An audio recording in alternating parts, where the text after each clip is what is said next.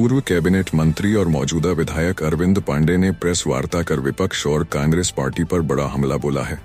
अरविंद पांडे ने कहा कि विपक्ष का काम सिर्फ जनता को बरगलाना है, जबकि भाजपा लगातार अच्छे काम कर रही है। उन्होंने दावा किया कि इस बार फिर से उत्तराखंड में भाजपा की ही सरकार बनेगी। कांग्रेस पर निशाना साधते हुए अरविंद पांडे ने राहुल गांधी को झूठ की फैक्ट्री करार दिया। उन्होंने आरोप लगाया कि राहुल गांधी देश में अराजकता फैलाना चाहते हैं और उनकी इच्छा है कि भारत में नेपाल जैसी स्थिति पैदा हो। अरविंद पांडे ने साफ कहा कि भाजपा इसे कभी बर्दाश्त नहीं करेगी। अरविंद पांडे ने विश्वास जताया कि जनता एक बार फिर भाजपा के काम को देखते हुए उत्तराखंड में भाजपा की सरकार बनाएगी। उधम सिंह नगर के गदरपुर से ग्रुप 5 न्यूज के लिए मनोज हालदार की रिपोर्ट। हमारी सरकार उत्तराखंड प्रदेश के हित में एक सकारात्मक और अच्छा काम कर रही है।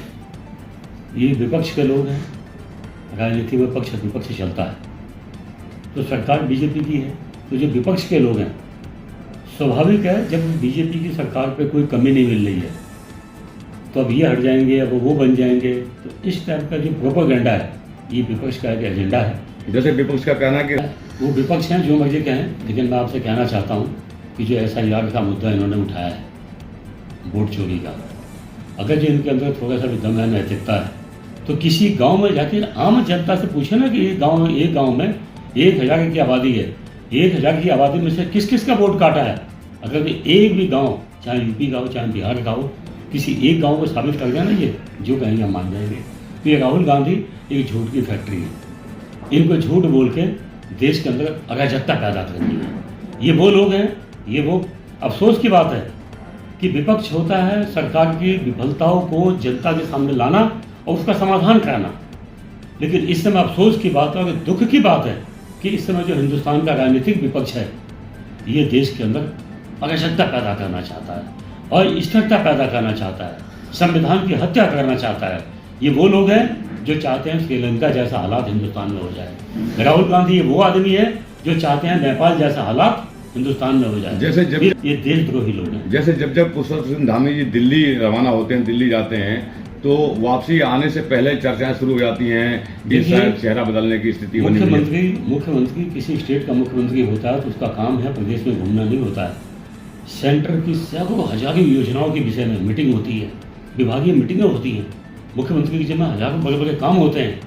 तो अगर जो किसी स्टेट का CM दिल्ली नहीं जाएगा, दिल्ली से स्टेट अपने स्टेट में नहीं आएगा तो कहाँ जाएगा, कैसी योजनाएं धरातल पे आएंगी।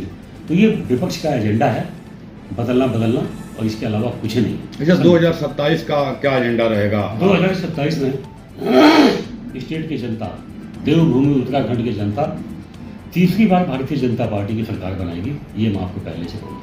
अच्छा, अंतिम सवाल आपसे ये पूछूं, ये बहुत बड़ा सवाल आपसे पूछना चाहता हूँ। नहीं, ये उधम सिंह नगर की जनता को खुश होना चाहिए इससे। ये तो उधम सिंह नगर जनता का, यहाँ के जिले की जनता का सौभाग्य है कि हमारा मुख्यमंत्री हमारे जिले। लेकिन विपक्ष तो उसको बहुत ही दूसरे तरीके से ले रही है ना। तो विपक्ष ने तो देखो 9 को 6 बोलना है, 6 को 9 बोलना है, ये उनकी जिम्मेवारी है, तो हम उनको भी टिप्पणी नहीं कर सकते। लेकिन ये हमारी यहाँ के जिले की ये किस्मत है कि हमारे मुख्यमंत्री। अच्छा, 5 दायित्वधारियों को मुख्यमंत्री जी अभी 2027 से कुछ भय बना हुआ है विधायकों को? ऐसा नहीं है, बीच में कुछ दुखद घटनाएं घट गई। एक हमारे कैबिनेट मंत्री दिवंगत भी हो गए, कभी आपदाएं आ गई, कुछ आ गई। तो इन वजह से कई चीज़ें देश में, कई बार देश के अंदर की ऐसी परिस्थिति आ गई, कई जो हमारे प्रदेश में आपदाएं आ गई। तो ऐसे समय में मुझे लगता है कि उनको देखना आवश्यक होता है।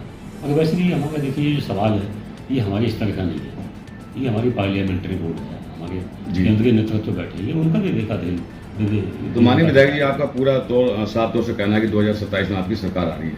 100% भारतीय जनता पार्टी की सरकार तीसरी बार उत्तराखंड में बनेगी, देवभूमि की जनता बनाएगी, ये मैं आपको विश्वास दिलाता हूँ।